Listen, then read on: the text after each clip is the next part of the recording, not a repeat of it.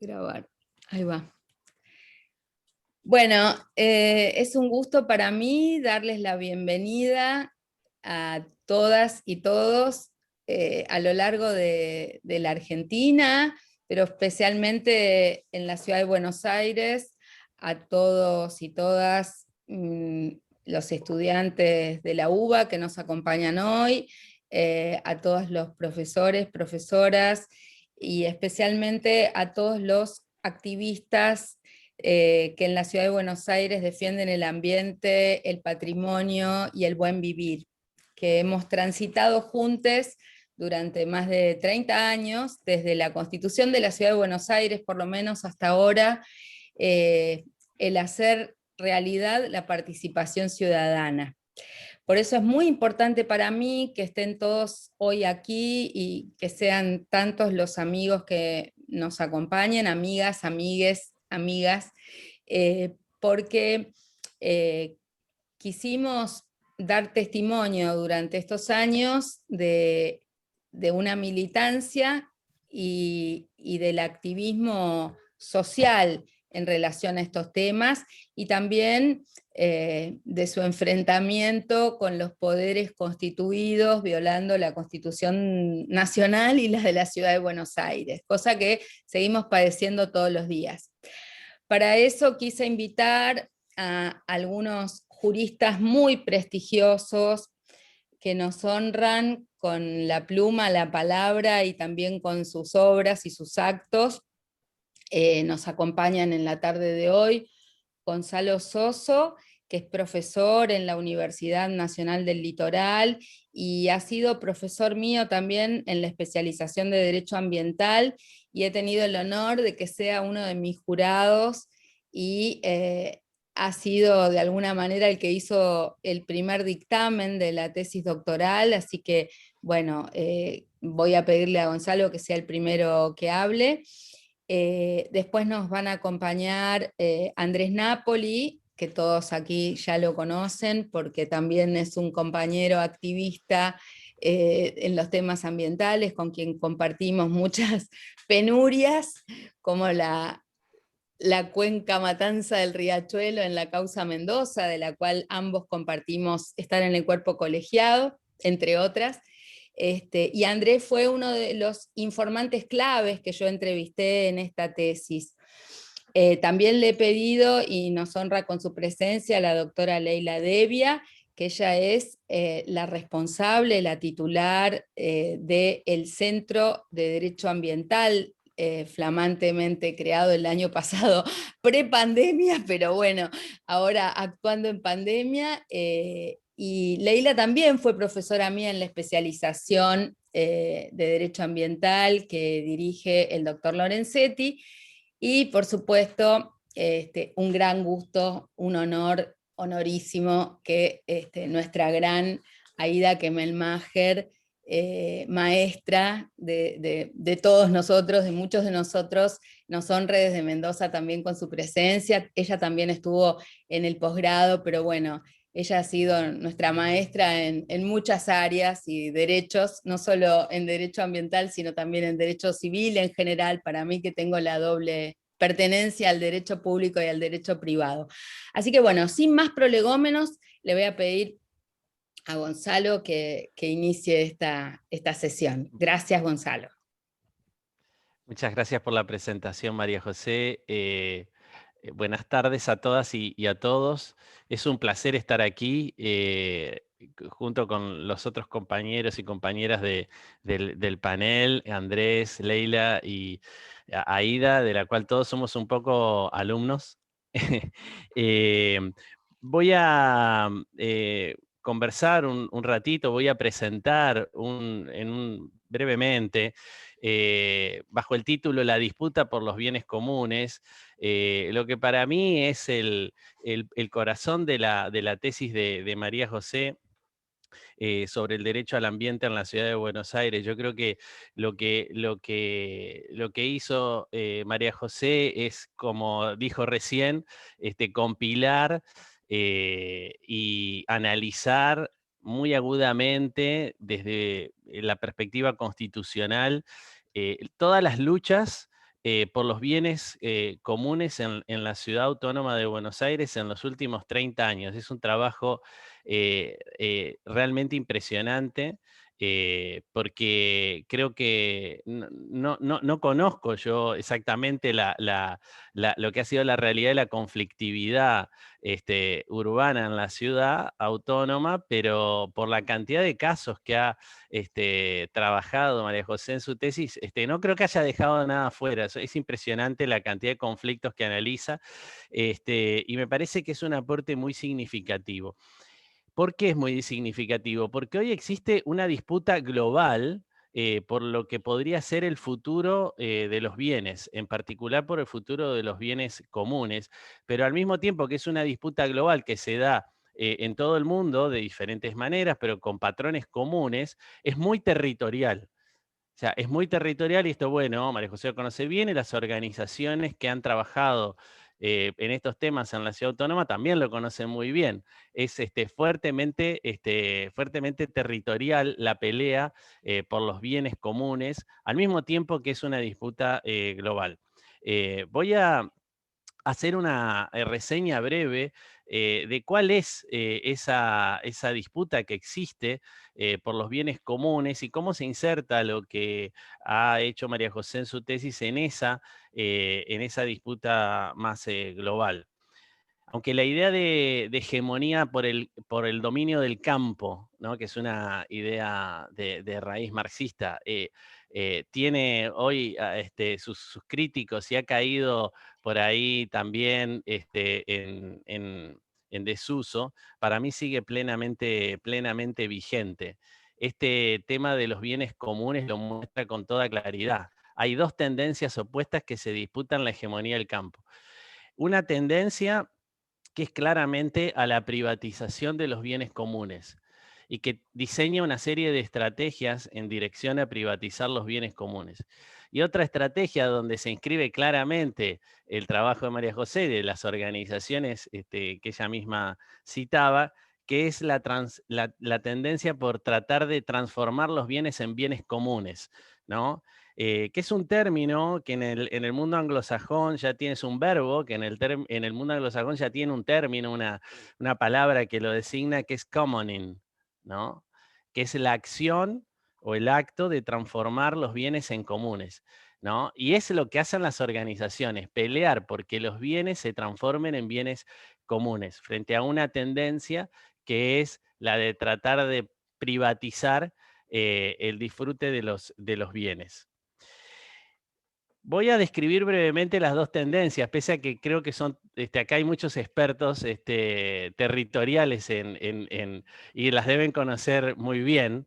Pero bueno, la tendencia a la privatización de los bienes comunes, que es la tendencia a tratar de entregar a empresas, o sea, a personas jurídicas o a personas humanas privadas, la explotación de los bienes comunes, se hace de distintas maneras. Hay distintas vías o distintos canales para privatizar el acceso a ese tipo de bienes y que los ciudadanos tengan que pagar lo que una profesora francesa muy importante, Judith Rochefeld, denomina los derechos de peaje, ¿no? O sea, pagar derechos de peaje para poder acceder al disfrute de esos bienes.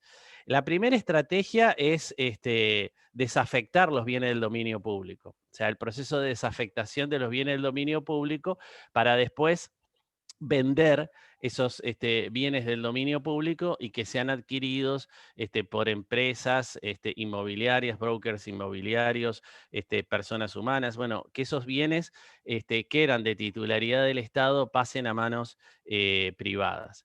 La otra estrategia, que también es una estrategia privatizadora, consiste en concesionar el uso de los bienes, aunque en algunas ocasiones con la obligación de seguir brindando el servicio público, pero ya pagando un derecho de peaje del cual son acreedoras las empresas privadas.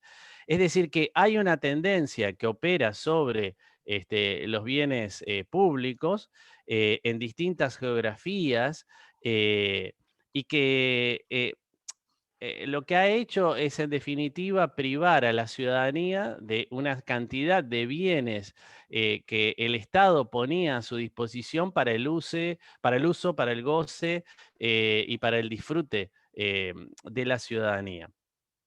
Y esa tendencia a la privatización de los bienes del Estado, fundamentalmente, ha despertado una reacción en contra, también global, en distintas geografías, pero son luchas absolutamente locales, absolutamente territoriales. Y aquí, un poco haciendo un homenaje a una de las iniciativas más importantes que no consiguió sus objetivos, voy a mencionar al intento de la Comisión Stefano Rodotà per la riforma dei beni comuni en Italia. Intentaron modificar el Código Civil italiano para introducir un tertium genus en la distinción entre bienes privados y bienes públicos, que es esta categoría de los bienes comunes, con la idea que acabo de mencionar de combatir el proceso de privatización. Este trabajo que había sido detonado, ¿no?, a partir del problema del agua potable en Italia, fue una pelea muy larga, ¿no? Duró 10 años y finalmente no consiguió la reforma del Código Civil. Mutó luego en un pedido de reforma de la Constitución, en un referéndum para la reforma constitucional, y todavía esa lucha, de alguna manera, bajo otra forma, sigue vigente, ¿no? Continúa. Pero quiero decir, hay luchas de este tipo en distintas geografías y este es un buen ejemplo. ¿Cuál es la estrategia general de todas esas luchas para tratar de comunalizar los bienes? La estrategia consiste en crear alguna categoría jurídica que logre extraer algunos de esos bienes públicos de la posibilidad de desafectación o de la posibilidad de su concesionamiento, ¿no? De la desafectación para la venta o del concesionamiento. Ahora, eso requiere de una ingeniería jurídica que depende muchísimo de la cultura jurídica de cada país y de cómo cada país viene tratando de pensar la problemática de los bienes. Y aquí viene el punto más interesante, porque, bueno, aquí tenemos una de las autoras del Código Civil, ¿no? Pero así que me da cierta vergüenza hablar delante de ella de esto. Pero digo, ella me va a corregir en todo caso. Cada país desarrolla una ingeniería jurídica propia para tratar de conseguir esta protección de los bienes y comunalizarlos. Y como digo, depende mucho de la cultura jurídica y las categorías jurídicas de cada país. Argentina está dentro de un bloque de países, que es concretamente Argentina, Brasil y Colombia, que tienen receptado en los textos constitucionales los derechos colectivos o los derechos de incidencia colectiva al lado de los derechos individuales. Y yo como adelanto aquí como el final de la conversación mía, de mi breve exposición, lo que hace el CCC de Argentina es reconocer la existencia de esos derechos de incidencia colectiva y a mi modo de ver, produce una reforma de la teoría de los bienes sin necesidad de crear un tertium genus, lo cual es una genialidad absoluta porque evita el efecto disruptivo de tener que crear una tercera categoría y al mismo tiempo da las armas necesarias para poder trabajar, que es un poco lo que ha reseñado excelentemente bien María José en su tesis. ¿No? Son todas las luchas judiciales, ¿no? Para tratar de conseguir la protección.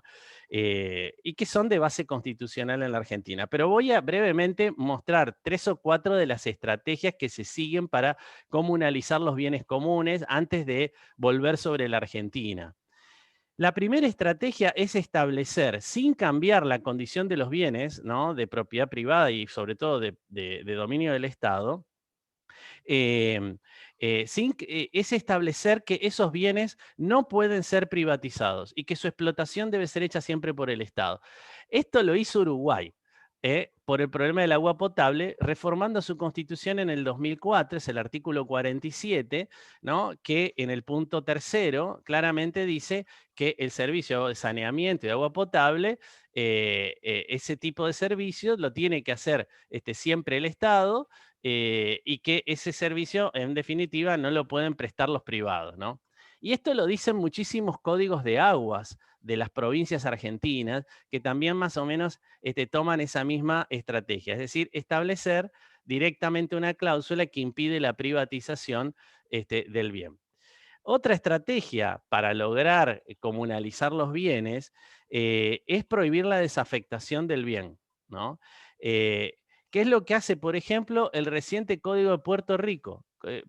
Hay dos códigos civiles que entraron en vigencia hace poquito. El de Puerto Rico, el 2 de noviembre de 2020, y ese código tiene un artículo que es el 239, que crea una nueva categoría de bienes públicos, de bienes del dominio público, que en realidad son los bienes del patrimonio del pueblo de Puerto Rico.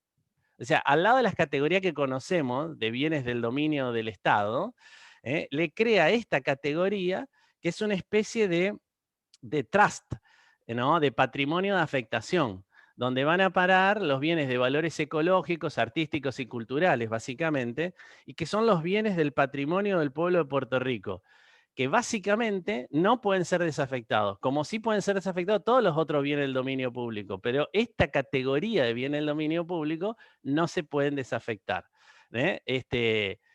O sea que no hay demanialización ahí de ese tipo de bienes, no se puede hacer eso. La tercera estrategia es un poco mm, bueno, sobre la cual ha escrito bastante y muy bien, ¿no? Esta profesora francesa que acabo de mencionar, Judith Rochefeld, que es la estrategia de revisitar la categoría de las cosas comunes. Esta categoría de las cosas comunes, que en el derecho argentino siempre ha existido, pero que nunca ha ocupado una posición demasiado importante, algunos países están intentando traerla de nuevo, pero dándole, como dice esta profesora, un carácter normativo, porque la categoría de las cosas comunes es un grupo de bienes que son inapropiables porque no hay tecnología para apropiarlos, ¿tá? Como por ejemplo el sol. O sea, no se puede apropiar del sol porque no esa es la idea que había a fines del siglo XVIII. Porque es un bien, ¿no? Que no tenemos la tecnología para poder apropiarlo, ¿no? Ahora, es una categoría entonces de cosas que son provisoriamente inapropiables, porque a medida que avanza la ciencia y la tecnología devienen apropiables. Entonces, esta categoría, de alguna manera, con todo el avance científico que hay, no vale la pena de esta manera, pero sí con un carácter normativo y con la idea de proteger. Es decir, usar la idea de que hay bienes inapropiables, que son las cosas comunes, pero que no es porque tecnológicamente no las podamos apropiar, sino porque queremos conservarlas. Y tomamos una decisión normativa, de decir son cosas comunes, son inapropiables, para poder protegerlas. Esto es un poco lo que están postulando distintos autores, es un poco lo que intenta hacer el Código de Puerto Rico, que vuelve sobre la categoría de cosas comunes y la recrea, etc. Y que en definitiva termina llevándonos a la idea de que hay un patrimonio común, que lo integran el patrimonio natural y el patrimonio cultural, que es lo que dice la Constitución argentina. Lo que estoy diciendo es que no lo necesitamos decir porque ya lo dice, si fuese nuestro caso, el texto constitucional. La cuarta estrategia, y con esto voy terminando, es otorgar derechos de acceso. Hacer saltar los derechos, en vez de derechos de peaje, poner derechos de acceso a quienes no son los titulares dominiales del bien para que puedan utilizarlo, ¿no? O sea, derechos de uso. Bueno, la estrategia de la Argentina para este asunto es otorgar derechos colectivos. Es decir, los bienes siguen siendo de propiedad pública o privada, pero hay una relación de la ciudadanía a partir de los DIC, de los derechos de incidencia colectiva, con los bienes que tienen un propietario que es público o que es privado. Y de esta manera, sin crear una tercera categoría de bienes, ¿no? Comunalizamos la toma de decisiones sobre el bien. ¿Por qué? Porque la decisión que tome el propietario, es decir, el Estado, o que tome el privado, es una decisión que puede ser controlada, puede ser cuestionada, ¿no? Puede ser contestada, por los que tienen legitimación activa para esto, que son los que pueden hacer un amparo colectivo, de acuerdo al artículo 43 de la Constitución Argentina, entre ellas las organizaciones de la sociedad civil, quienes pueden poner en discusión la decisión del propietario. Dicho de otra manera, hemos limitado el poder propietario, que es lo que busca la teoría o la idea de bienes comunes. Comunalizar los bienes es permitir el acceso común a los bienes y a la toma de decisiones sobre esos bienes. Quizás el único problema es que, y esto es un tema de la cultura argentina, lo tenemos que hacer en la arena judicial. La herramienta que tenemos, en realidad lo que nos permite es ir ante los jueces y judicializar los conflictos, que es lo que también muestra muy bien la tesis de María José, que bueno, todos nuestros problemas terminan ahí, ¿no es cierto? En el Poder Judicial, pero creo que de todas maneras las armas que proporciona el Código Civil y Comercial de la Nación, más las que ya establecía el artículo 41 y 43 de la Constitución Argentina, son muy importantes en Argentina, ¿no? Comparativamente hablando, ¿no? Mientras vemos países, a profesores de países del hemisferio norte teorizando cómo se podría hacer esto, nosotros ya lo tenemos en gran medida a disposición. Pero bueno, para ir a pelear en la arena judicial. Muchas gracias.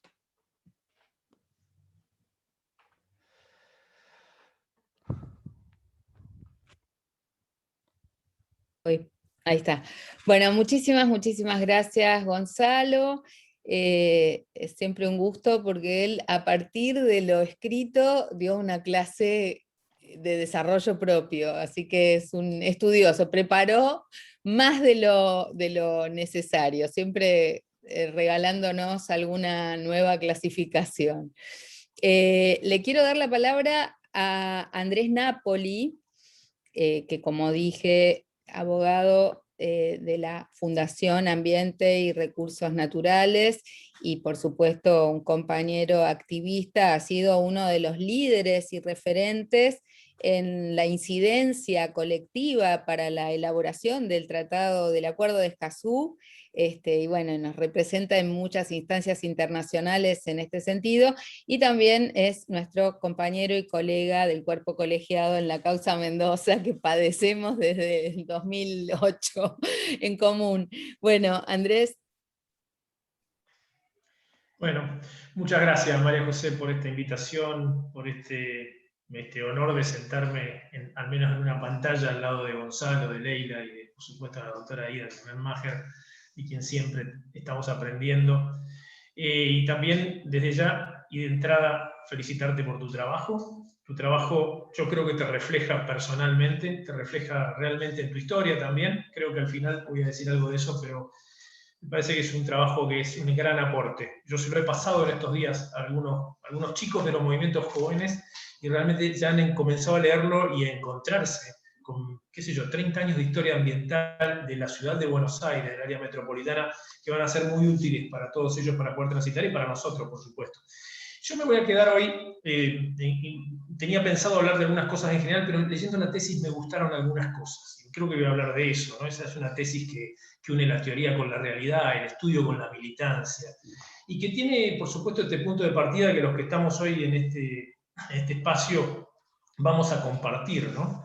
Que ese punto de partida que tiene que ver con el momento en que se sancionó la Constitución de la Ciudad de Buenos Aires, con esa idea, ese tiempo, ¿no? Cada cosa refleja su tiempo. Eran los 90, para el movimiento ambiental los 90 prácticamente fue la época de la gloria, ¿no? Río 92, la potencia, la pujanza de los movimientos ambientales internacionales, la presencia de Europa en casi todos los ámbitos internacionales irradiando.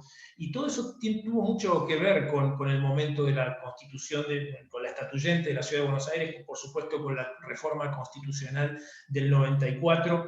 Y ahí se incorporaron todas estas herramientas que vos bien reflejás en tu tesis, que son las herramientas de participación que nos crearon a todos una gran expectativa, ¿no? Ya leer el artículo 1 de la Constitución de la Ciudad de Buenos Aires y ver que la ciudad adhiere a un concepto de democracia participativa que no se queda en la declamación, sino que va con las audiencias públicas, con el presupuesto participativo, con el PUA, con el COPE, en fin, con todos los instrumentos que cada uno pueda darle a cada una de esas cuestiones. Pero lo que me llama así la atención de la tesis es esa relación, esa ida y vuelta que tu trabajo se hace entre los instrumentos de la Constitución y lo que hizo el poder constituido con ellos, ¿no?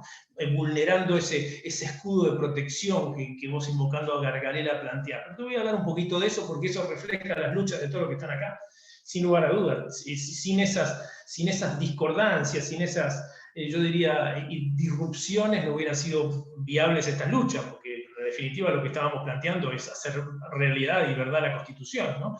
Entonces, esos instrumentos se ven claramente, y el punto de partida que vos planteás es que los problemas ambientales y los particulares que tiene la Ciudad de Buenos Aires, los patrimoniales, los patrimonialistas, todo lo que tiene que ver con el urbanismo, tienen una raíz que es el área metropolitana, sin lugar a dudas. La pandemia nos está demostrando que esto ya es un área metropolitana, no podemos hablar más de la Ciudad de Buenos Aires, o el conurbano, es un espacio común, y a la salida de la pandemia posiblemente tengamos que empezar a pensar en serio en eso. Ya desde hace tanto tiempo venimos tocando la puerta en hablar del área metropolitana con la cuestión de los residuos, por ejemplo, donde somos, por supuesto, primo hermano, la cuestión de las cuencas. O sea, no hay diferencia entre un lugar y el otro, y entonces claramente vos decís que la Constitución sí abreva en eso, y claramente lo abreva porque establece esos parámetros, y los problemas, lejos de ir solucionándose, se han profundizado enormemente en el área metropolitana de Buenos Aires. Y por supuesto, claramente le haces caso a la autonomía, hoy en día tan discutida, ¿no? Que han empezado a surgir teorías hoy en día que plantean que la autonomía de la Ciudad de Buenos Aires ha sido mal entendida. Y eso es interesante porque es un debate que se nos va a venir, ¿no es cierto? Pero yo creo que ahí está el punto central hacia el que quiero ir. Y que todo eso tiene que ver con que digamos, una tendencia hacia la participación, hacia la apertura, hasta el 2001, ¿no es cierto? Hasta la primera época del gobierno de Ibarra, que vos lo planteás, y después vino como una especie de quiebre, y un derrumbe que promovió claramente un proceso participativo. Yo, por supuesto, leyendo partes de la tesis, encuentro muchos de los casos que hemos llevado adelante nosotros, desde el originario programa de control ciudadano del medio ambiente, el caso García del Orrio, el caso de las comunas, la negativa persistente del gobierno de la ciudad, por ejemplo, a reglamentar normativas para hacer realidad los instrumentos establecidos en la Constitución. Ya no recuerdo ni cuántos años nos llevó llegar a la ley de comunas en la ciudad de Buenos Aires, cuántos fallos judiciales, inclusive en algunas oportunidades fuimos a llevarle a los jueces que llevaban la causa una torta, planteando el cumpleaños primer año, segundo año, tercer año de la sentencia sin salir por el tema de las comunas, y era algo habitual, ¿no es cierto? Pero entonces, ese tiempo de quiebre que es la irrupción también de la participación, que es también el post-2001, se desata una doble lógica, yo la señalé acá, ¿no? Mayores herramientas de participación y grandes retrocesos del gobierno de la Ciudad de Buenos Aires en hacer incumplir esto. Inobservancia de normas, sanción de normas regresivas, como te decía, no reglamentación de las normas que están planteadas o que estaban planteadas en la Constitución, y que hacen que los movimientos sociales, y esto está muy, muy bien logrado, muy bien definido, hacen que los movimientos sociales pasen de los procesos propositivos a los procesos defensivos.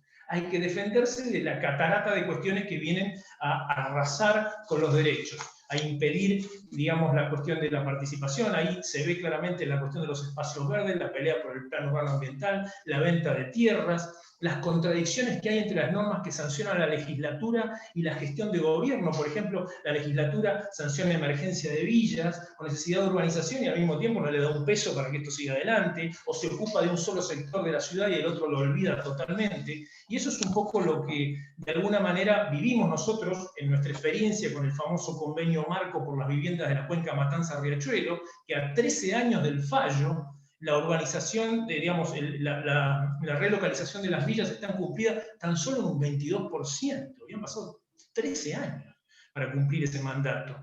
Entonces, ahí donde me parece muy interesante el proceso que vos vas planteando de cómo el modelo se va consolidando, ¿no? Y se ve, por ejemplo, en el tema del río, la gestión de Grosso, después le da lugar que privatiza la costa, ¿no? Todo el mundo que está acá conoce esa cuestión. Esto se prorroga en la gestión de la Rúa y se profundiza absolutamente en la gestión Macri y Larreta con las últimas, digamos, cuestiones que se están propugnando. Por cierto, hoy tenemos un día de alegría, entre comillas lo diría transitoria, por el fallo que ha salido ayer, transitoria porque ahora nos queda atravesar la parte más complicada de estos procesos judiciales que hoy son la Cámara, ¿no? Antes no lo era así, pero ahora ese embudo ha ido cerrándose hacia arriba y es mucho más fácil tener cámaras que nos acuerden estas cuestiones que tener una variedad de jueces que se multiplican en distintas tendencias. Entonces, yo digo que ese modelo establecido es claramente el que planteas vos, es el modelo extractivo, sin lugar a dudas, que además se replica en muchos temas, ¿no? Recuerdo la cuestión, por ejemplo, de los residuos de la Ciudad de Buenos Aires, un paso atrás, 40 adelante. Es decir, la idea de la ley de basura cero, con una idea de que el gobierno de la Ciudad de Buenos Aires puede ir trabajando la cuestión de la minimización de los residuos, cumplir con la ley de residuos domiciliarios de presupuestos mínimos, generar una tendencia hacia el reciclado y hacia la minimización de residuos en el relleno sanitario, pero como evidentemente hay que caminar en otra dirección, enseguida lo que hacemos es, como no nos gusta la ley, no la podemos cumplir, la cambiamos. Y toda la tendencia que la ley planteaba, que no se podía ir hacia incineración, se cambia de un saque con la reforma de la ley de basura cero hace muy poco tiempo atrás, donde se abre la posibilidad de la incineración. Y entonces, sí, me gustaría plantear ahora la cuestión la cuestión del escudo protector, ¿no es cierto? Que decís, bueno, ese escudo protector que plantea la sala de máquinas de la estatuyente, que ya cree que no la van a cumplir, se empieza a instrumentar con esas herramientas que vos planteás, ¿no? La cuestión de la cuestión de la evaluación de impacto ambiental, las mayorías en la legislatura, que a veces no son propias, pero ahora son propias y cambian todos los procesos, la actividad reglamentaria, mencionás muy bien al APRA, porque la actividad reglamentaria, en los pequeños detalles siempre está el diablo, y es mucho más fácil saltear los procesos de evaluación de impacto ambiental en la reglamentación mínima de la resolución o el no declarar de significativo impacto que hacerlo por el conjunto. Entonces ahí yo diría, tomando una frase que planteó Gonzalo recién, que la anoté, Gonzalo nos decía recién que todo nos conducía al proceso judicial y que los temas terminaban ahí. Yo diría, bueno, claro, Gonzalo, y esto compartimos, los temas comienzan cuando finalmente se dicta la sentencia de los jueces. ¿Cómo hacemos para hacer cumplir la sentencia? Bueno, tenemos catarata de esos temas mencionados en el excelente trabajo de María José, pero también, bueno, ya el rey de todo eso sea la cuenca Matanza-Riachuelo, del que formamos parte. Yo diría, estamos condenados, es la probation in aeternum. Todo lo que estamos ahí tenemos que hacer probation hasta el día que nos lleven a algún lugar a descansar, porque ese es claramente el cargo que nos ha puesto la Corte en ese tema. Por supuesto que nos gustaría poder traccionar mucho más para que se cumpla esto. Finalmente, yo creo que uno de los temas que quiero rescatar y que tiene que ver con estos procesos, tiene que ver con que, en definitiva, lo que permite que estos instrumentos de participación estén vivos es finalmente la sociedad civil, son las organizaciones, como quiera que le llamemos a los que ejercen la ciudadanía. Y muy buena idea, hubiera sido esto, va a ser tu segundo capítulo seguramente de la tesis, es pasar esto y tamizarlo por el Acuerdo de Escazú. Ahí vas a encontrar seguramente 1.000.000 de temas para poder plantear qué hubiera pasado, qué pasaría. Seguramente vamos a tener esta noche alguna pista en ese sentido. Así que yo lo que quiero hacer es felicitarte y decirte nuevamente que para mí la tesis sos vos, María José. Es tu militancia, pero militancia con cualidades, porque la militancia no es cualquier cosa. La militancia es el compromiso, es la perseverancia, es el estudio de la concientización, es la generosidad, es la necesidad de creer que algo distinto es posible, que un modelo diferente es posible, es apostar siempre a la institucionalidad, es decir, no es una militancia para romper, es una militancia para mejorar las instituciones, y por supuesto con un claro acento del feminismo. Así que te rendiste un homenaje a vos misma con esta tesis y te recontra felicito.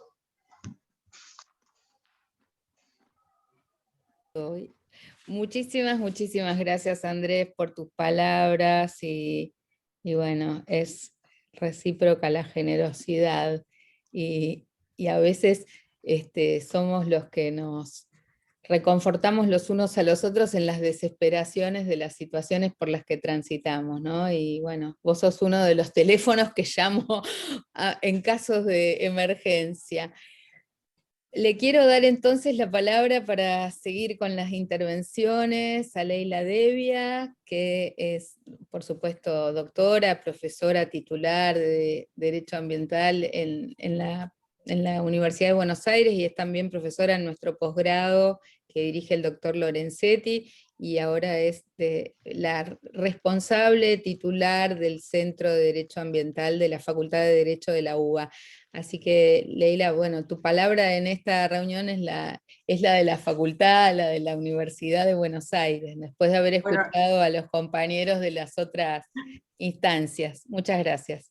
No, gracias a vos, María José, realmente es un placer presentar este trabajo. La verdad, buenas tardes a todas y todos, también un placer estar con estos colegas y estos amigos y con la admirada Aida Kelmermacher, así que qué más decir, y las exposiciones que tomé un poquito también cuando estaba escuchando atentamente. Me parece que una de las primeras cuestiones que surge de la tesis, un poco lo dijo Andrés con el tema de la personalidad, es que es la tesis doctoral de una batalladora, de una luchadora no solamente por las cuestiones ambientales o de participación, sino unido a la militancia, ¿no? Y a la participación ciudadana en su defensa. Y voy a hacer una referencia breve al trabajo, ¿no? Los que después lean el trabajo exhaustivamente, es un análisis de la democracia participativa en materia ambiental. Eso me parece, por supuesto coincido con Gonzalo, lo de los bienes comunes, pero yo encontré que, puedo estar equivocada, por supuesto, que ahí está el meollo de la cuestión. Y recorres todas las aristas y la evolución de los procesos de participación ambiental en la CABA, que eso también lo reflejó Andrés. Y en este detallado recorrido, María José, desarrollas un marco teórico lógico. Hay mucha información en los primeros capítulos sobre los fallos judiciales, los fallos importantes, sobre el Código Civil, sobre la Constitución de la Ciudad de Buenos Aires, y te apoyás en estos fallos judiciales para, en el capítulo 11, hablar sobre la participación ciudadana en la CABA, trayendo como ejemplo la frustración en la actuación en los presupuestos, en la confección del presupuesto participativo. Entonces me parece muy interesante el hilo conductor de este trabajo de investigación, porque no se queda solamente en el detalle y en el exhaustivo análisis de la doctrina y de la jurisprudencia. Y en el capítulo 12, nos llevas ahí, nos vas conduciendo como una novela que no es de terror, es una novela que al final tiene una luz de esperanza. En el capítulo 12 vos no te quedás solamente, y eso es lo interesante de un trabajo doctoral, la propuesta. Yo creo que la propuesta, en este caso vos hablas de 100 propuestas. Bueno, no leí las 100, María José, pero leí unas cuantas y me pareció muy interesante porque concluís con el eje de la lógica, del extractivismo urbano como oposición a la teoría del buen vivir. Es una de las reflexiones. Y en estas 100 propuestas, propones cambios sustanciales, me parece, en la Constitución Nacional, en la Constitución de la Ciudad Autónoma de Buenos Aires, y en un instrumento en el cual se detuvo Andrés, que es la evaluación de impacto ambiental. Es una lástima que todavía no tengamos, sí en la ley de glaciares, sí en alguna normativa, incorporado esta idea de la evaluación ambiental estratégica. No sé si llegaríamos a poder cumplir con la efectividad y la eficiencia en la aplicación de la legislación ambiental, pero la idea de hacer una evaluación ambiental estratégica de los proyectos, de los procesos, de los proyectos de ley, que sea anterior. Yo, como provengo de la Administración Pública Nacional, siempre a veces me digo, pero ¿por qué hay que judicializar? Las razones las dieron Gonzalo, Andrés, y seguramente las va a reafirmar Aida. Pero ¿por qué llegar a la judicialización? Cuando el derecho ambiental es rico en el principio preventivo, en el principio precautorio. ¿Por qué la Administración Pública Nacional, en el sentido de la burocracia, en el buen sentido de la burocracia, no toma estas banderas y realmente se pone a aplicar efectiva y eficazmente la legislación que nuestros legisladores llevan a cabo, promulgan y sancionan? Y ahí también la participación es muy importante, como decís vos en la tesis, porque del consenso y de la participación en el proceso de toma de decisiones también se evita la judicialización excesiva, y que se cumpla antes y que tengas que vivir reclamando, como decía bien Andrés. Entonces, me parece que también falta un real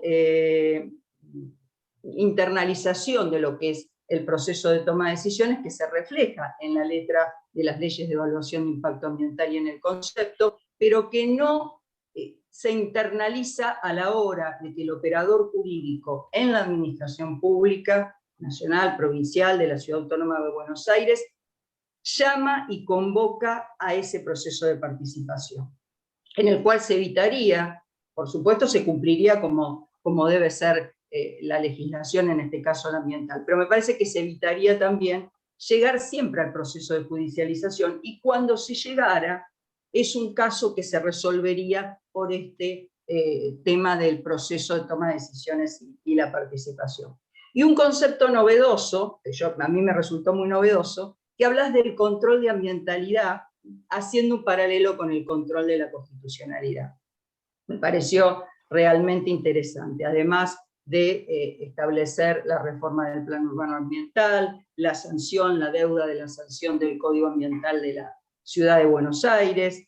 O sea, es una obra para reflexionar, para leer exhaustivamente, para profundizar, creo, en el real significado de todo esto que estuvieron diciendo mis antecesores, en el real significado de la democracia participativa ambiental. O sea, cómo se debe desarrollar una democracia, cuáles son los elementos. Por eso no es solo jurídica, es filosófica, es sociológica, es histórica, porque nos va llevando, como bien dijo Andrés, desde la década del 90, todo lo que ha pasado en los distintos gobiernos, en este caso de la Ciudad Autónoma de Buenos Aires, y me parece que el momento actual, más allá del contexto en el que estamos viviendo, más allá, y creo, por el contexto en el que estamos viviendo de crisis sanitaria que lleva a una crisis ambiental, está a la puerta, ya la crisis existe, pero creo que lo que se puede aprender de esta crisis es cómo gestionar los riesgos. Entonces, cuando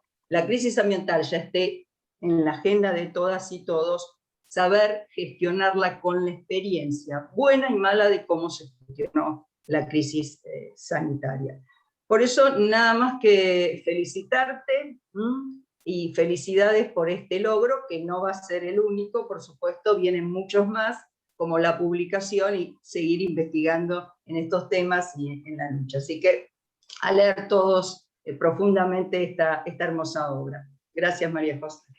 Muchas gracias, Leila, y valoro mucho tus palabras y también la posibilidad de que podamos seguir trabajando juntas y de tender puentes entre este Centro de Derecho Ambiental y en su extensión universitaria, con todas estas organizaciones que hoy nos están acompañando, porque es muy importante la retroalimentación entre el espacio académico y la ciudadanía también hoy asistiendo a un evento académico donde de alguna manera estamos discutiendo una tesis doctoral, así que me parece que es muy interesante el intercambio. Bueno, y por último, pero no menos importante, sino que nuestro broche de oro de la noche es darle paso a la doctora Aida Kemelmacher. Ella integró el Tribunal Superior de Justicia de Mendoza,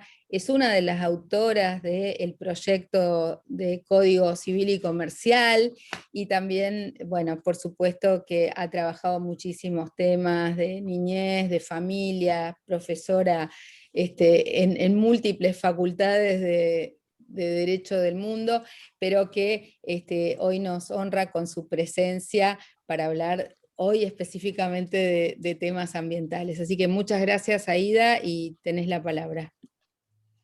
Hola, muy buenas tardes a todas las personas que se han reunido con nosotros. Yo voy a apoyarme en un PowerPoint para no demorarme demasiado, pero lo primero que tengo que hacer es agradecer a todos los que me han precedido. Primero, a María José por haberme invitado a participar, y después a todos los que han hablado antes, no solamente por los valiosísimos aportes que han hecho, sino también por las menciones que han hecho a mi persona, y yo también me siento muy feliz de participar con todos ustedes.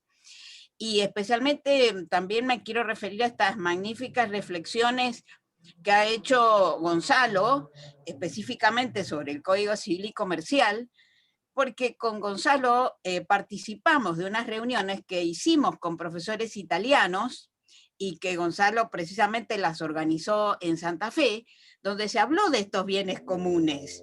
Y entre esos profesores italianos habían romanistas que, claro, actualizaron el derecho romano a través de estos principios. Y como sucede siempre, habían profesores de derecho romano que miraron el derecho romano a la luz de las necesidades actuales, y otros que seguían hablando con los viejos conceptos. Y claro, creo, Gonzalo, que desde entonces lo ha seguido pensando este tema, y ahora ha sacado del Código Civil estas ideas maravillosas que efectivamente las tiene, no son inventos tuyos, pero que nadie, en lo que yo sepa, las ha expresado de la manera que vos las has expresado esta tarde. Así que realmente mi gran agradecimiento a eso. Bueno, entonces, nuestra querida María José nos invitó a nosotros a esta reunión diciéndonos que íbamos a presentar el libro. Bueno, yo, la tesis, entonces cuando me dice, yo le digo, bueno, mándame un PDF para ver de qué se trata esto, porque yo no conocía, no había tenido la suerte ni de Gonzalo ni de Andrés de participar, sea en el jurado, sea en la formación. Entonces, bueno, veo que se llama el derecho al ambiente en la Ciudad de Buenos Aires, la participación ciudadana en su defensa, pero en cuanto abro, ¿sí?, ese PDF, me encuentro que eran 1200 páginas, y de esas 1200 páginas habían 100 de bibliografía. Entonces, le escribí inmediatamente a María José, le dije, mirá, yo no me puedo leer estas 1200 páginas para hacer una presentación del libro en forma razonable. Entonces ella me dice, no, si no es esto. Bueno, en definitiva, por supuesto, empecé a hojear estas 1200 páginas y me encontré con estos estudios de la jurisprudencia extraordinarios, un estudio crítico de la jurisprudencia sobre estos temas. Pero ¿qué elegía de todos estos temas? Era difícil. Como dice André Gide, elegir es renunciar. Porque cuando uno elige algo, renuncia a las otras cosas que son muy importantes y de las que también hay que hablar. Entonces pensé que como este libro habla de la participación ciudadana, y en nuestros días estamos muy contentos. Primero porque entró en vigencia el famoso Acuerdo Regional sobre Acceso a la Información, la participación pública del acceso a la justicia. Este famoso convenio de Escazú, que se firmó en Costa Rica en el año 2018 y que se refiere a la información, a la participación pública, que es la preocupación de María José, y al acceso a la justicia, que es lo que nos está mostrando María José, que como bien se ha sostenido acá, desgraciadamente parecería que esa participación solo ha sido posible a través del acceso a la justicia. Y esto es lo que, como bien señala Gonzalo, nosotros tenemos que evitar, porque si nos ponemos a pensar, ¿por qué accedemos a la justicia? La mayoría de los juicios son contra el gobierno. Cuando yo hice un análisis también sobre cómo llega el principio de precaución a la jurisprudencia, advertí que la mayoría de los juicios son juicios contra la administración. Eso es lo grandioso.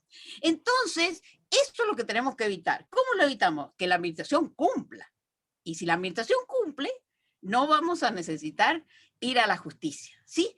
Pero entonces, volviendo al tema de la elección, dije, bueno, como estamos tan contentos, y el 22 de abril entró en vigencia porque logró la ratificación de los países que necesitábamos que todos lo ratifiquen para que entrara, voy a hablar un poco de qué eficacia puede tener ese convenio de Escazú precisamente en los temas que María José ha planteado. Como ustedes saben, este primer acuerdo regional, porque es el primer acuerdo regional vinculante, en una materia que se ha dado a llamar democracia ambiental. Democracia ambiental porque precisamente lo que buscamos es la participación.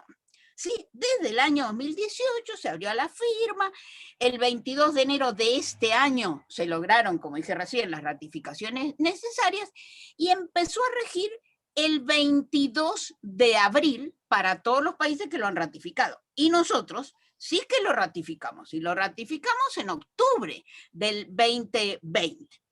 Y entonces, como ya se puso en vigencia, ¿cuándo se puso en vigencia? Bueno, se buscó un día muy especial, que fue el 22 de abril de este año, en el que se conmemora también el Día Internacional de la Madre Tierra, ¿sí? Entonces, tenemos este acuerdo de Escazú que habla de la participación. A María José lo que le importa es la participación y entonces me pareció que podíamos unir estos dos temas, ¿sí? Entonces, ¿por qué se ha tenido que dictar este convenio? ¿Por qué los países han estado preocupados, los países de la región estuvieron preocupados y la CEPAL fue un organismo que tomó en sus manos también que pudiéramos llegar a este acuerdo? Bueno, obviamente han sido cosas de las que habló Gonzalo también, estos profundos desequilibrios económicos, sociales y ambientales que nos enfrentan al desafío de cambiar cómo hacemos las cosas actualmente. No podemos seguir haciendo las cosas de la misma manera.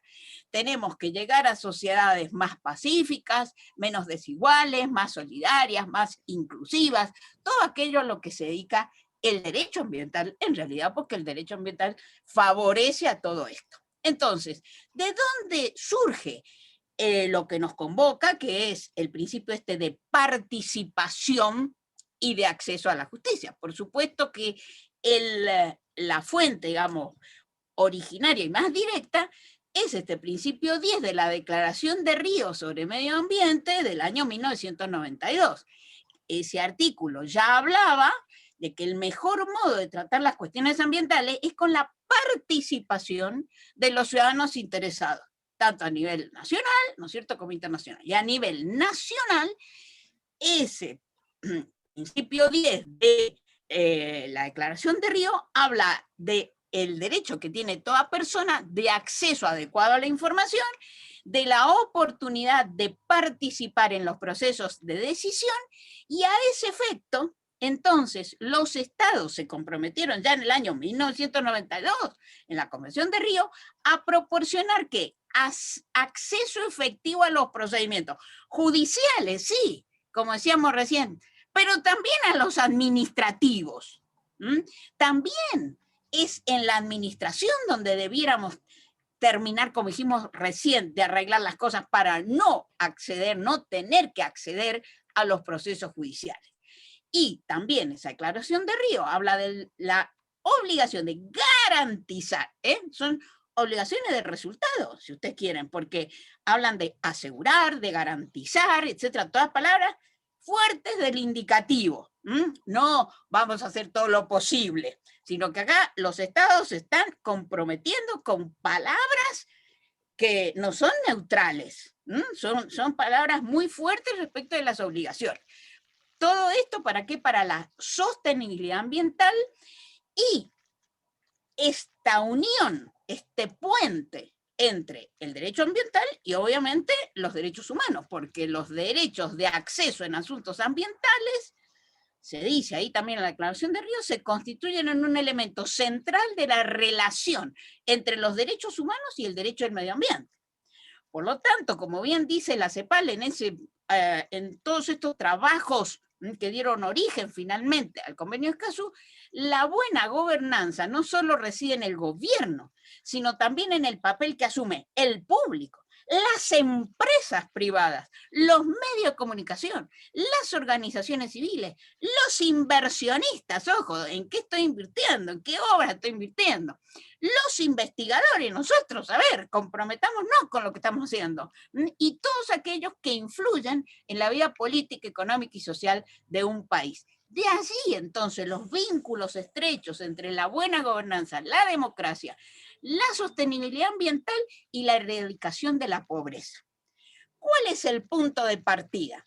El punto de partida es que la pobreza no es solo un problema económico, sino que corresponde a un fenómeno multidimensional que comprende, obviamente, la falta de ingresos, pero también la posibilidad de tener capacidades básicas que me permitan vivir con dignidad, y en ese vivir con dignidad tengo incluido el acceso a los recursos naturales, esos bienes comunes de los que nos hablaba recién Gonzalo. Entonces, en el Convenio de Escazú hay 2 artículos de los que me interesa hablar esta tarde muy brevemente. Uno, el artículo 7, que es el que habla de la participación pública en el proceso de la toma de decisiones ambientales, pensando que si hay participación del público en la toma de decisiones, voy a tener, por supuesto, mayor democracia ambiental y menor resistencia de ese público a cumplirlo, porque es ese mismo público el que ha participado en esta formación. Entonces, el convenio vuelve a hablar, como digo, en términos muy categóricos. Cada parte, o sea, cada Estado debe asegurar el derecho de participación del público. Y para que participe, se compromete a implementar una participación abierta e inclusiva. Garantiza, dice, mecanismo, a mí me gustaría más que hable en presente, no en futuro, como habla el Código Civil y Comercial, que hablamos siempre en presente, no en futuro, pero bueno, por lo menos utiliza términos que indico que son muy fuertes. Garantizará mecanismos de participación pública. ¿Para qué? También para que se puedan hacer revisiones, reexaminaciones, actualizaciones. ¿Relativos a qué? A proyectos, a actividades. En todo esto tiene que haber participación. Y para eso tenemos que dar plazos razonables, esta famosa palabrita razonable que el Código Civil y Comercial menciona más de 50 veces, porque parece mentira cuánta razonabilidad nos falta, porque si uno mira lo que pasa alrededor se da cuenta que lo que acá falta es la razonabilidad. Así que hay que seguirla poniendo y poniendo las normas para ver si alguna vez las leen y ven que tienen que ser razonables. Entonces, ¿qué dice acá el convenio? Que hay que dar plazos razonables para que el público sea informado y obviamente que sea bien informado. ¿Por qué? Porque ese derecho a la participación exige previamente estar bien informado. ¿Cómo voy a participar si no tengo información? Por lo tanto, a través de esa información también me van a dar oportunidad para presentar observaciones por medios que tienen que ser apropiados y disponibles, obviamente, conforme a las circunstancias, ¿sí? Y entonces, esa autoridad pública debe tomar en cuenta el resultado de ese proceso de participación. Eso no quiere decir que siempre vamos a hacer lo que viene y nos pide un grupo, pero sí que cuando a ese grupo le decimos, mire, esto no va, hay que decir por qué no va. Y por eso el Convenio de Escazú dice que cada parte velará para que una vez adoptada la decisión, el público sea oportunamente informado, que le informemos y que le demos los motivos y los fundamentos que la sustentan, sea cuando le dimos la razón, a cuando no le dimos la razón porque teníamos mejores razones. Y todas esas razones deben hacerse públicas. Y dice, porque recuerden que habla para toda América Latina, donde tenemos muchos pueblos originarios, donde tenemos gente que llamativamente ni siquiera habla el español. Fíjense, el otro día, la Comisión del Sistema Interamericano de Derechos Humanos tomó el caso de estas mujeres wichí, que al parecer están sin protección alguna, metidas en el medio del monte porque temen por estar embarazadas, que si van a los hospitales le van a sacar los niños, ellas temen eso, y bueno, la comisión no solamente nos pidió a los argentinos que tomáramos medidas respecto de eso, sino dice, y hábleles en el idioma que le entiendan.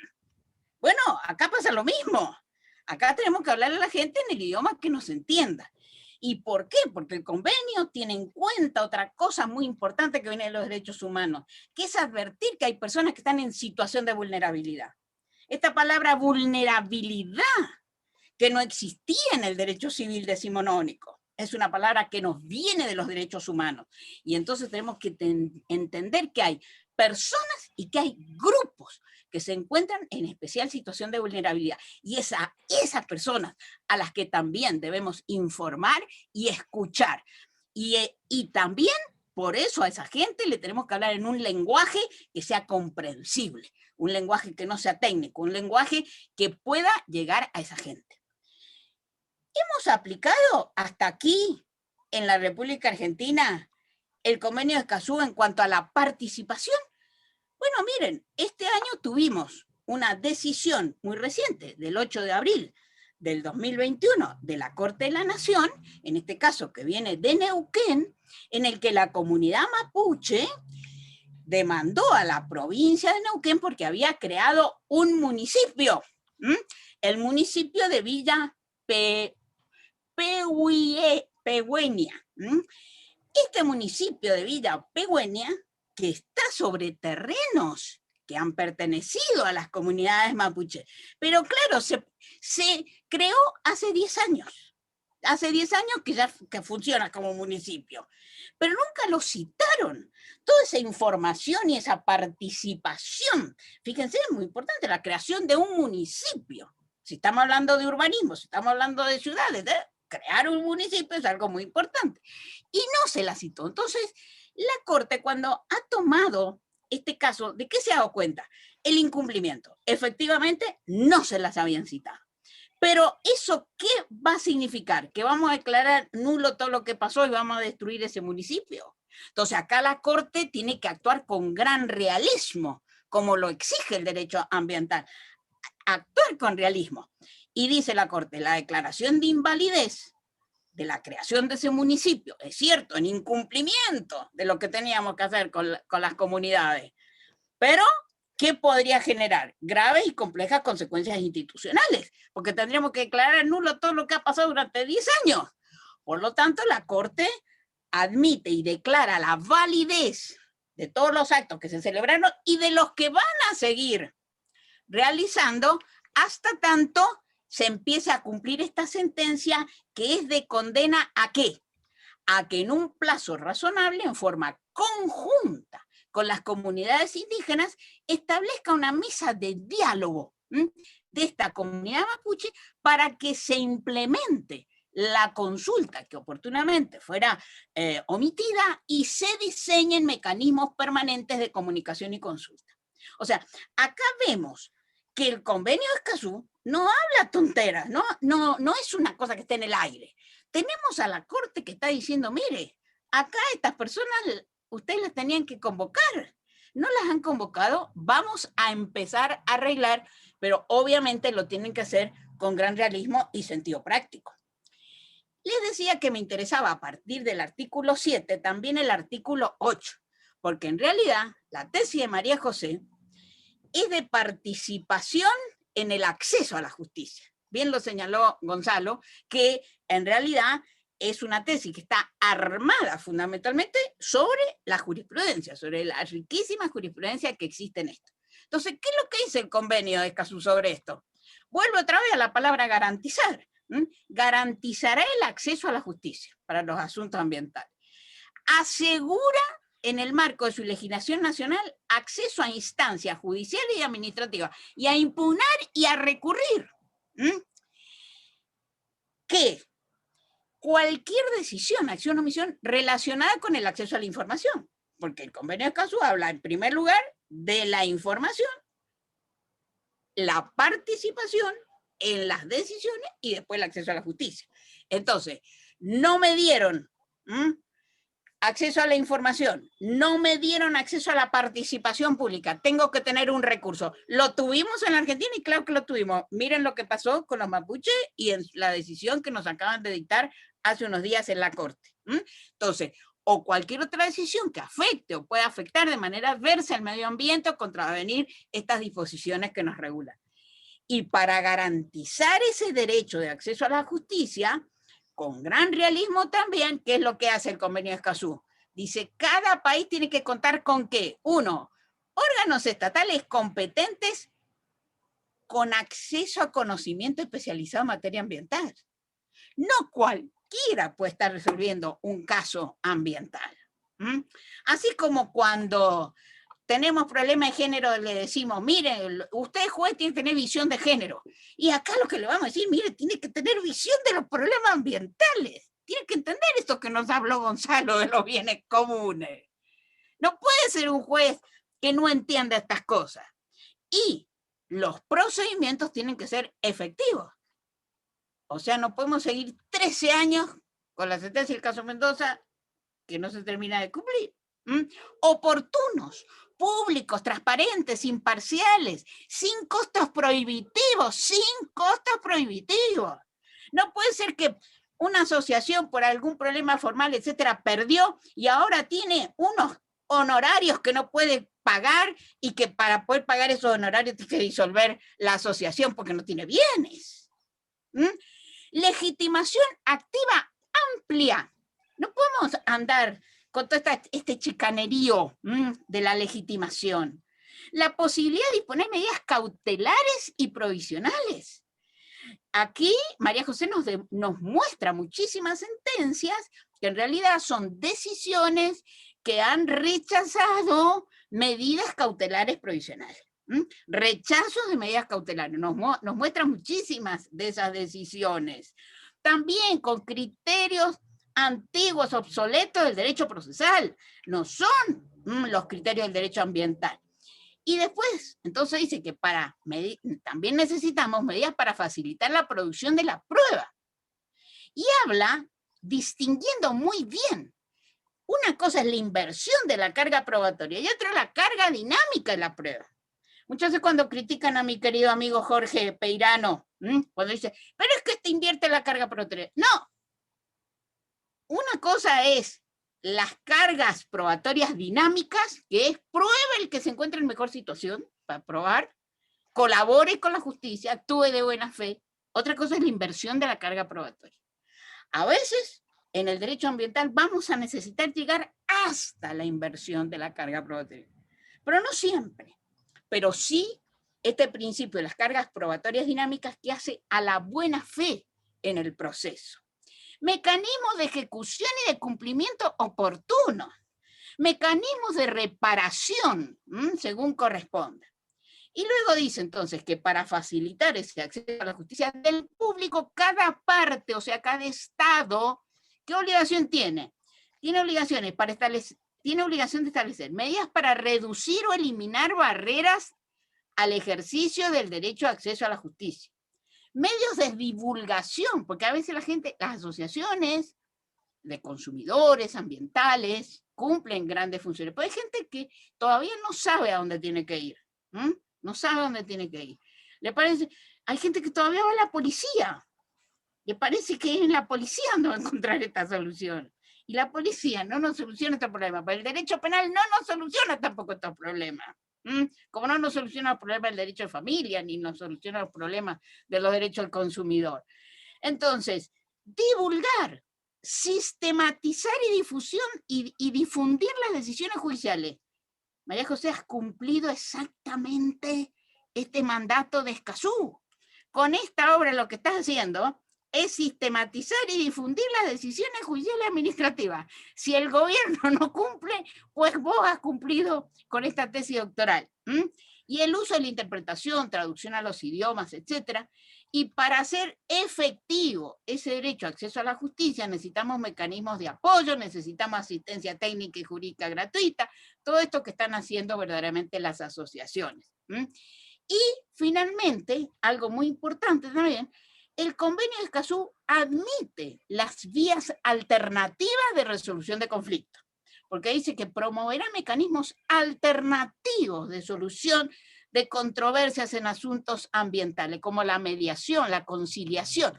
Quizás esta va a ser la vía para evitar la judicialización. A través de esta vía hay que tener mucho cuidado quién la maneja, que sean verdaderamente independientes, etcétera, etcétera. Pero quizás esta puede ser una de las vías para evitar tanta judicialización y demora en nuestros procesos. Bueno, lo último, este convenio, los países que lo hemos ratificado, no podemos formular reservas. Take it or leave it. Tómalo o déjalo. Y yo felicito al gobierno de la Argentina que lo firmó, que participó en las reuniones, que lo ratificó y que ahora solamente lo voy a felicitar cuando lo empiece a aplicar realmente y que los jueces empiecen a recordar que tenemos este convenio que nos habla en forma tan asertiva y que si no lo cumplimos nos va a generar responsabilidad internacional. Así que muchísimas gracias, María José, por esta oportunidad que me has dado para estar con todos ustedes esta tarde y bueno, para seguir festejando que lo tenemos en vigencia. Gracias. Gracias a vos, Aida, gracias a los 4 expositores. Y bueno, déjenme decir que lamento que estemos en estas circunstancias de pandemia, porque si no nos tomaríamos una copita de vino, un champancito después de la presentación, como se suele hacer. Le hemos pedido a Jusbaires, le hemos presentado la tesis a Jusbaires para que la publique, y le han pedido al doctor Franza que haga su dictamen, así que espero que eso suceda rápidamente. De todas maneras, yo he pasado la tesis al repositorio de la UBA, y por supuesto está disponible para su consulta por todo el mundo. Después compartimos en algunos casos el link de la publicación. Déjenme decir algunas palabras. En primer lugar, esta tesis es, en primer lugar, un gran agradecimiento y la visibilización de la militancia social y colectiva en la lucha por nuestros bienes comunes, de los cuales habló extensamente Gonzalo. Yo cumplo la doble o triple circunstancia de haber sido constituyente de la ciudad, legisladora de la ciudad y víctima como ciudadana común de las políticas públicas de la ciudad de Buenos Aires en materia ambiental y en materia de patrimonio. Siento como todos y como cada uno las sucesivas agresiones que nos producen los poderes del Estado en nuestra vida cotidiana. La agresión de los nuevos códigos urbanísticos y de edificación, que hacen más inaccesibles para las personas con discapacidad los edificios, y está acá mi amigo Pedro Ábalos, que es un representante de ellos, la pérdida de los espacios verdes y públicos, y bueno, hay varias compañeras de lucha como Marián, como Miriam, como la arquitecta Beatriz Pedro, que desde distintos espacios venimos luchando por todo esto. Lo que yo quise hacer, después de la frustrante experiencia de la legislatura, donde intenté por todos los medios sacar un código ambiental de la Ciudad de Buenos Aires, donde las leyes ambientales que logramos aprobar en ese periodo y las modificaciones ambientales que logramos aprobar terminaron no siendo reglamentadas y por lo tanto ineficaces, y arrasadas muchas de las modificaciones que logramos hacer en ese periodo después por el nuevo código urbanístico y el nuevo código de edificación. Me propuse, en realidad yo no me había propuesto ni ser especialista en derecho ambiental, ni muchas de las cosas que sucedieron después de que arranqué esta investigación hace más de 5 años. Este es un trabajo de 5 años, donde además, como yo decía cosas en los medios de comunicación y y todos pensaban, bueno, lo dice porque piensa de una manera, porque critica a los unos que critican a los otros. Yo quería dotar de rigurosidad científica aquellas cosas de las cuales estaba convencida que podía constatar, y por eso, por un lado, una parte de esta investigación refleja cómo los problemas ambientales de la ciudad de Buenos Aires que habíamos registrado en el 1996, cuando fue la Constitución, se habían agudizado a lo largo de 20 años, y tomé cada uno de ellos, desde la contaminación de las aguas, del aire, digamos, pocos indicadores están mejor que en la constituyente de la ciudad de Buenos Aires. En segundo lugar, traté de hacer una descripción del estado del arte, de la legislación y la normativa y los principios ambientales aplicables en la ciudad de Buenos Aires. Eso es lo que llamo el escudo protector, que es un poco el esquema del cual arranco para decir y construir esta herramienta que yo llamo el control de ambientalidad. Yo construyo el control de ambientalidad como el que debe ser ejercido obligatoriamente por los tres poderes del Estado cuando deben aplicar las normas ambientales constitucionales, las normas ambientales convencionales de los tratados internacionales y los principios ambientales establecidos por las leyes ambientales y sobre todo por la Ley General del Ambiente. De alguna manera hago un análisis también de la jurisprudencia de la Corte Suprema de Justicia de la Nación, que fue bastante importante durante la presidencia del doctor Lorenzetti en estos temas. Lamentablemente no abrieron varios recursos de queja de amparos que yo presenté por tierras verdes y públicas que se vendían ilegalmente, y lamentablemente somos una de las asociaciones que ahora tiene que pagar costas incomprensiblemente de abogados del Estado en casos ambientales, por amparos ambientales, aunque la Ley General del Ambiente dice que no deberían ser onerosos esos amparos.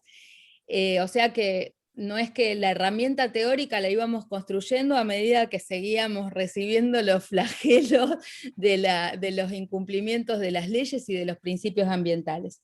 Pero la parte más importante me parece que es el análisis de las políticas públicas.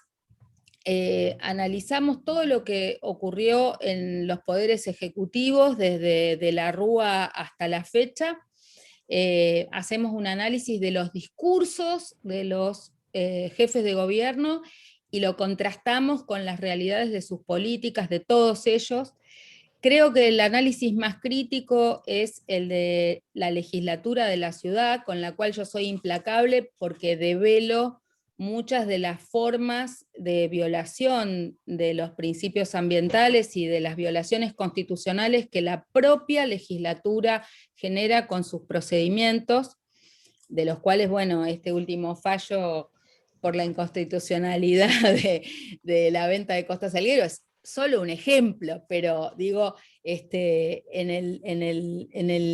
la tesis hay cientos de ejemplos, lo cual es apabullante. Pero después digo, bueno, la última garantía es el Poder Judicial, porque es la última instancia que cuando los ejecutivos y los legislativos violan la Constitución nos va a garantizar. Y por eso hay un análisis. Yo analicé los 6.000 fallos del contencioso administrativo, de los cuales, digamos, resultan sustantivos para después en el análisis 400, 500 fallos. Analicé todas las medidas cautelares en 20 años. Les diría que hice un ranking de puntuación de los jueces de primera instancia, las salas y el TCJ, en función de las violaciones a los principios ambientales o a las leyes vigentes. Y fundamentalmente, soy muy crítica con el TCJ porque lo contrasto también con la jurisprudencia de la Corte Suprema de Justicia, que de alguna manera, aunque yo también le encuentro críticas a la Corte Suprema de Justicia, comparado con el TCJ de la Ciudad de Buenos Aires, es como otro universo. Sobre todo me parece que es un aporte valioso esta idea de pensar, porque incluso había otra profesora de la facultad que había hecho un compendio de leyes ambientales, y yo fui crítica a su compendio porque no computa a las normas urbanísticas en la ciudad como las leyes ambientales que son. Cuando nosotros redactamos o sancionamos un código urbanístico, un código de edificación, y además haciéndolo sin tener un código ambiental, las normas urbanísticas de la ciudad están siendo nuestras propias normas ambientales, son la otra cara de la misma moneda. Entonces, solamente logré encontrar en 3, 4, 5 de los jueces, sobre todo jueces de primera instancia y 2 o 3 jueces de segunda instancia, esta convicción, este conocimiento, incluso jueces que son profesores de derecho ambiental, tienen fallos horribles que realmente lo que escriben en sus libros no se pone en ejecución, en práctica, cuando están frente a los casos concretos, sobre todo cuando hay conflictos con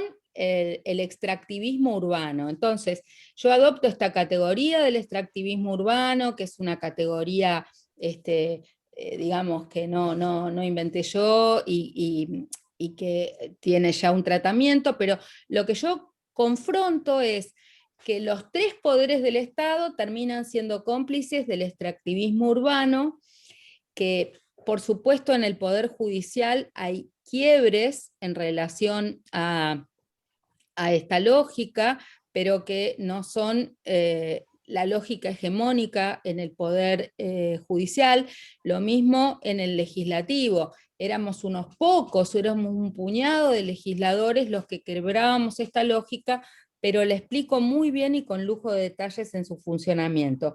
Y después, por último, después de este exhaustivo análisis de los 3 poderes del Estado y sus complicidades y connivencias con el extractivismo urbano,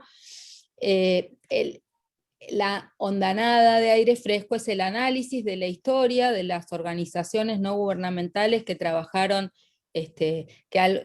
no pude hablar de las cientos, pero trato de contar un poco cómo arrancan como grupos de vecinos aislados con un problema concreto, pero cómo se fue produciendo la articulación, la organización institucional de esas organizaciones, primero que eran grupos aislados, y después ahora cómo funcionamos como una marea verde en la ciudad, como una red, somos vecinos y vecinas en red, organizaciones ecologistas en red, bueno, todo esto ahora se refresca también muchísimo más con la andanada de aire fresco que significan también los jóvenes en los temas ambientales, pero bueno, me parece que la tesis pasa por todos esos estadios y, como bien dijo Leila, trata de cerrar con propuestas y modificaciones.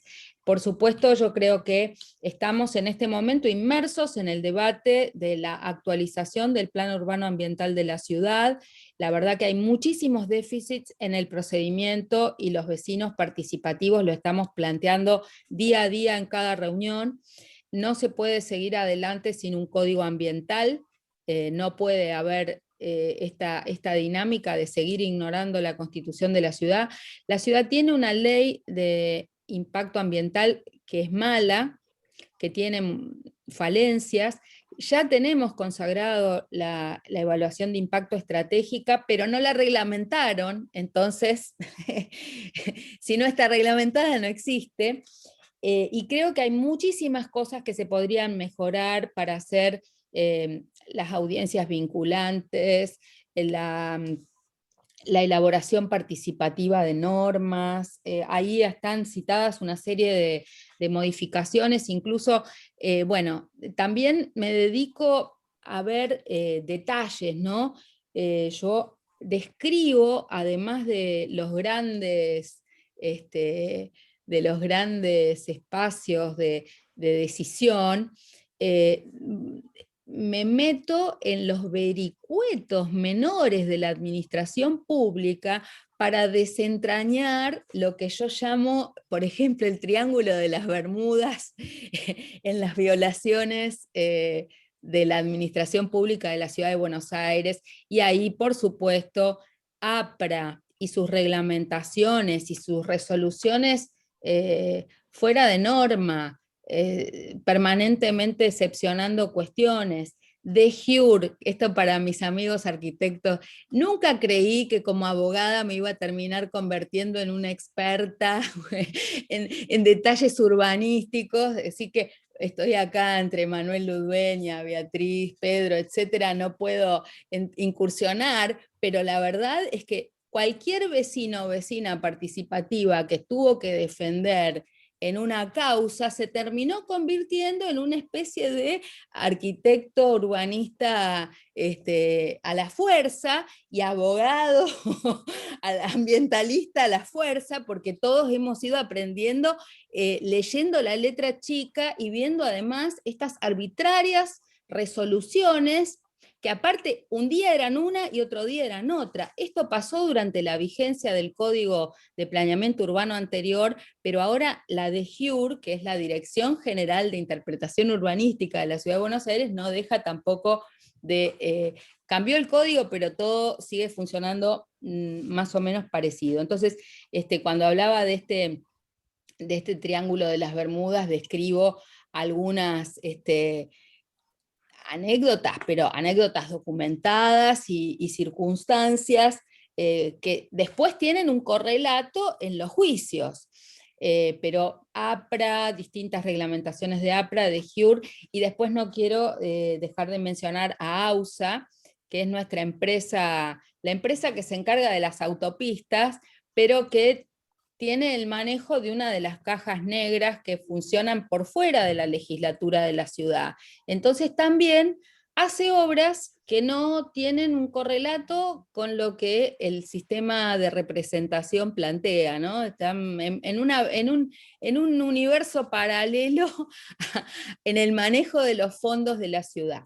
Todo esto no es una opinión política, y a mí lo que me importaba era poder documentarlo, hicimos pedidos de informes, todo lo que estoy diciendo tiene un contraste absolutamente riguroso académicamente.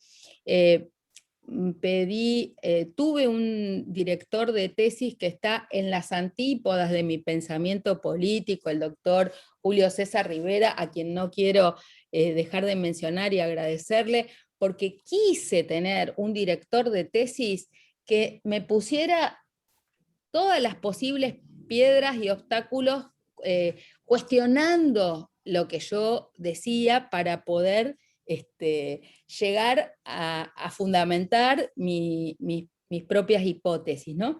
Entonces, creo que queda demostrado en esta tesis doctoral que los tres poderes del Estado, en distinta medida, y no todos sus integrantes en el mismo modo, pero en distintos momentos, han violado la Constitución de la ciudad, la Constitución nacional, los principios ambientales, pero lo preocupante de esta tesis es la evolución creciente en esa dinámica. Digamos, cosas que eran peligrosas en el gobierno antes de la constituyente, con Grosso, Menem, que empezaron a ver esta dinámica empezó, se afiataron en los años, en la década del 2000, fueron manchones en las decisiones de Ibarra y de me olvido de cómo se llama el jefe de gobierno que lo siguió a Ibarra, bueno, el que quedó cuando Ibarra es destituido, que ahora está en el... Tellerman, gracias, mira, pero digamos, soy crítica a los manchones de su administración, sobre todo en el caso de Tellerman. Mi mayor crítica es haber vetado el capítulo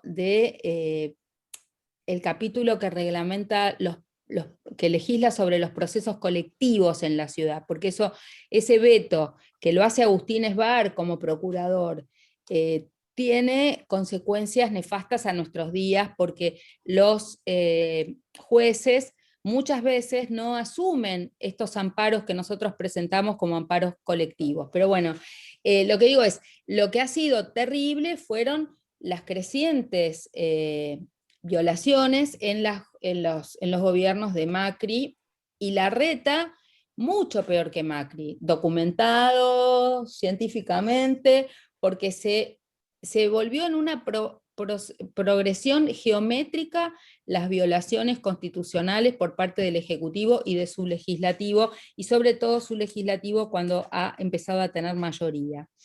También está presente el debate sobre la independencia del Poder Judicial.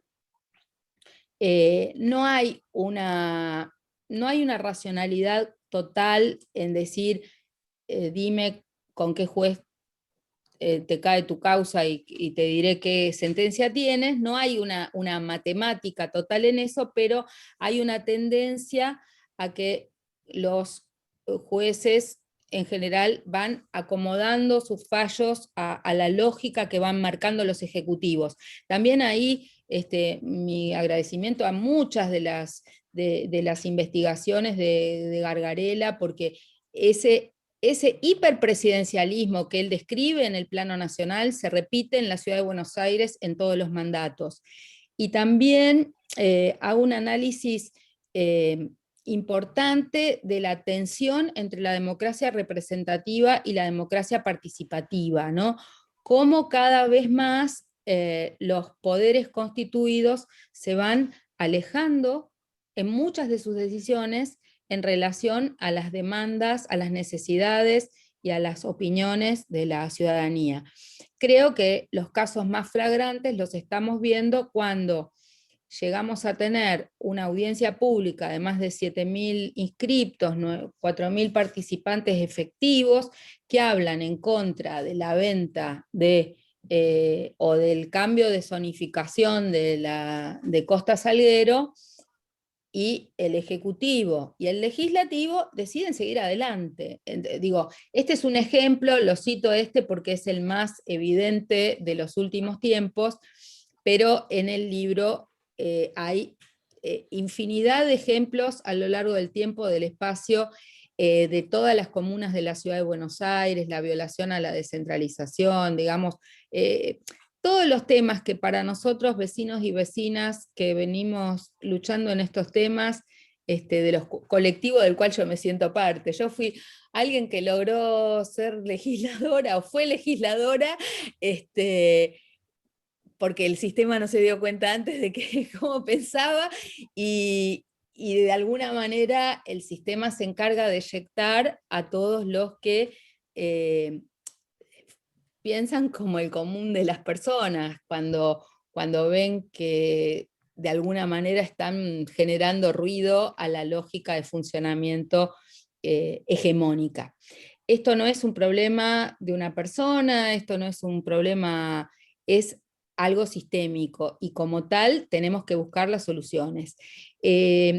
Escazú es importante, pero si este sistema viene violando todo lo que yo acabo de relatar y viola la Constitución Nacional, no tengo dudas de que también va a seguir violando Escazú. Lo que me da más aliento de haber aprobado Escazú es que vamos a poder recurrir, además de la Corte Suprema, a alguna instancia internacional si se violan estos principios. Y creo que, como diría Alfonsín, los males de la democracia se curan con más democracia. Yo lo digo en el libro, y creo que en ese sentido seguiremos perseverando, poniendo el cuerpo cada vez que vamos a abrazar un espacio verde, hacer una caminata, hacer un semaforazo, porque esto no es que hacemos una academia lejana de las necesidades, sino que estamos en las calles, en las plazas, en la demanda judicial, y tratando de, en el aula, en la materia, en los que cuando estamos dando clases, en el espacio académico, también reflejar estas cuestiones, pero me parece que también se pueden impulsar cambios legislativos importantes para mejorar y acotar los márgenes de discrecionalidad e irracionalidad de nuestras autoridades en los tres poderes. Lo que más me preocupa y lo que creo que tenemos que tratar de corregir primero es el Poder Judicial, para que se reglamenten los procesos colectivos, porque eso ayudaría mucho a que muchos jueces no puedan escaparse de esta lógica. Ayudaría mucho modificar el tema de las audiencias y de otros procedimientos participativos, que pueda haber obligatoriedad a determinados procedimientos participativos, como consultas populares obligatorias. Y también me parece que es muy importante acotar el margen de discrecionalidad de los organismos encargados de la reglamentación. Si yo les dijera, para mí hoy el código urbanístico y el código, bueno, o las normas ambientales no son lo que dicen las normas, es lo que APRA decida y lo que DEJUR decidan, y eso es un grado de discrecionalidad irracional. Así que bueno, espero no haberlos aburrido con esta parrafada, pero esto es un poco contarles la visión central de lo que nos propusimos, y me gustaría que podamos abrir algunas preguntas. Había algunas manos levantadas en el chat y algunas preguntas también en el chat. Me ayuda Miriam, en todo caso, que siempre hace este rol para leerlo. Agradezco todas las felicitaciones. La manito levantada era de Carlos Corbel, que ahora no sé si lo veo, pero había levantado la mano. Y gracias. Gracias, ¿Cómo Sabrina. puedo acceder a la tesis? Dice alguien. Sí, yo puse en Facebook, puse el link del repositorio de la Facultad de Derecho de la UBA. En el repositorio de la Facultad de Derecho de la UBA está publicada la tesis, y por supuesto lo voy a volver a publicar en Twitter, en Facebook, en Instagram. Y no sé si Corbel, que levantó la mano, está o partió. Y bueno, no sé si algún comentario más de cierre de nuestros amigues y amigos hoy presentes. Estamos en los últimos 15 minutos que me gustaría... Bueno, son todas halagos, felicitaciones y cosas lindas que me dicen y que yo sé que piensan, aunque no las escriban. Pero bueno, agradezco Elda Cedro, que es una militante amparista también en provincia. Bueno, son todos compañeros y, bueno, estudiantes, alumnos, compañeras de cátedra, mis adjuntas, mis ayudantes, y bueno, Gonzalo, felicitaciones, etc. Bueno, si no hay otros comentarios de nuestros ilustres panelistas, si no, damos por cerrado, porque realmente creo que para Zoom es más que suficiente. Y agradeciendo nuevamente muchísimo a Leila Devia, a Andrés Napoli, a Gonzalo Soso y a Ida Kemmelmacher, que nos hayan ilustrado con sus reflexiones y incentivos para pensar para adelante también, ¿no? Lo que falta, lo que vendrá, lo que podemos hacer.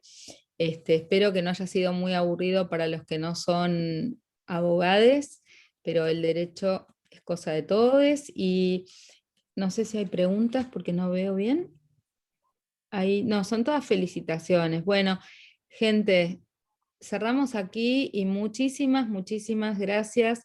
Manuel Ludueña, muy estimulante. Manuel, espero que seas panelista en la presentación en arquitectura, porque estoy absolutamente segura que esto mismo, leído por otros profesionales de otro rubro, va a tener otra presentación y otro lenguaje, así que me parece que está bueno que sigamos batiendo el parche, porque siempre es más gente la que se entera. También a mí me parecía importante tuve un jurado que no sé si estaba muy empapado de estos temas y seguramente en muchos aspectos podía ser lejano a mi visión crítica de algunas cuestiones, pero tuvieron que leer las 2200 páginas y ahí estamos y aprobamos la defensa. Así que seguimos adelante y podemos decir que tenemos una tesis doctoral del pueblo de la ciudad de Buenos Aires. Yo creo que esta tesis es un bien común en la definición en alguna de las tantas definiciones de Gonzalo Soso. No es un patrimonio individual, sino que es colectivo, porque